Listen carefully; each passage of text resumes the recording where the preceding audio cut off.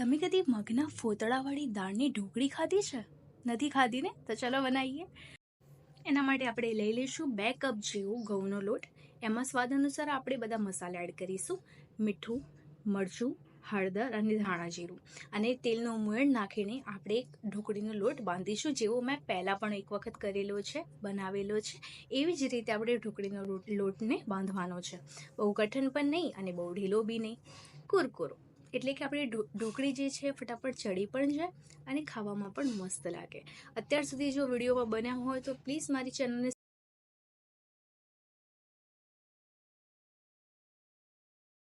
ફૂતળાવાળી આપણે દાળ લઈશું. અડધો કપથી ઉપર થોડી મેં દાળ લીધેલી છે.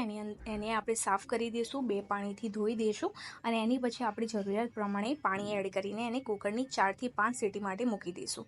દાળ આપણી એકદમ રેડી છે. હવે આ દાળને આપણે તપેલીમાં ટ્રાન્સફર કરીને એમાં જરૂરિયાત પ્રમાણે આપણે એ મસાલા એડ કરીશું જ્યારે ઉકળી જાય ત્યારે, જેમ કે મરચું, ધાણા જીરું અને થોડી હળદર અને મીઠું.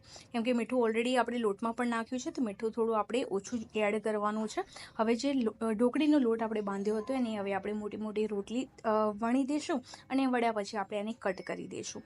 ઓલમોસ્ટ મેં 3 રોટલી બનાવી છે અને 3 રોટલીને મેં જે ઢોકળી હોય એના શેપમાં મેં કટ કરીને અને પછી આપણે જે પાણી એટલે કે દાળ આપણી જે ઉકળે છે ને એ દાળની અંદર આપણે એને એડ કરવાનું છે. સૌથી પહેલાં બધી રોટલી આપણે એમાં વણી લેવાની છે અને કટ કરીને આપણે સાઈડમાં ટ્રાન્સફર કરી દેવાની છે, જેના કારણે આપણો ટાઈમ પણ બગડે નહીં. કેમ કે એક રોટલી તમે વણશો અને તમે દાળમાં નાખશો અને બીજી રોટલી વણશો દાળમાં નાખશો તો અડધી ઢોકળી કાચી રહેશે ને અડધી આપણી પકી જશે. એટલા માટે આપણે એક જ સાથે એને ટ્રાન્સફર કરીશું, જેના કારણે પ્રોપર એક સાથે બધી પકી જશે અને પકતા વધારે વાર નહીં લાગે.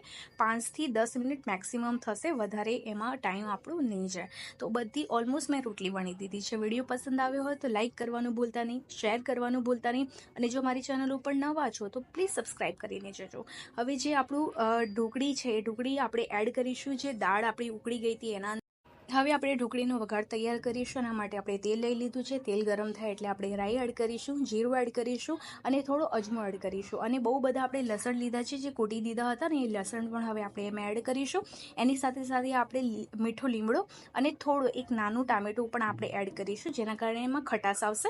અને કાશ્મીરી મિરચીની સાથે એમાં વઘાર કરીને આપણે ઢોકળીની અંદર એડ કરીશું. ઢોકળી આપણે એકદમ તૈયાર છે. ગેસ બંધ કરીને આપણે અડધું લીંબુ જેવું આપણે એમાં એડ કરીશું અને ગાર્નિશિંગ માટે ધાણા એડ કરીને આપણે ઢોકળીને એન્જોય કરીશું. કંઈક નવું શીખવા મળ્યું હોય, કંઈક નવું ટ્રાય કરવા મળ્યું હોય તો વિડીયોને લાઈક કરવાનું ભૂલતા નહીં. રાધે રાધે.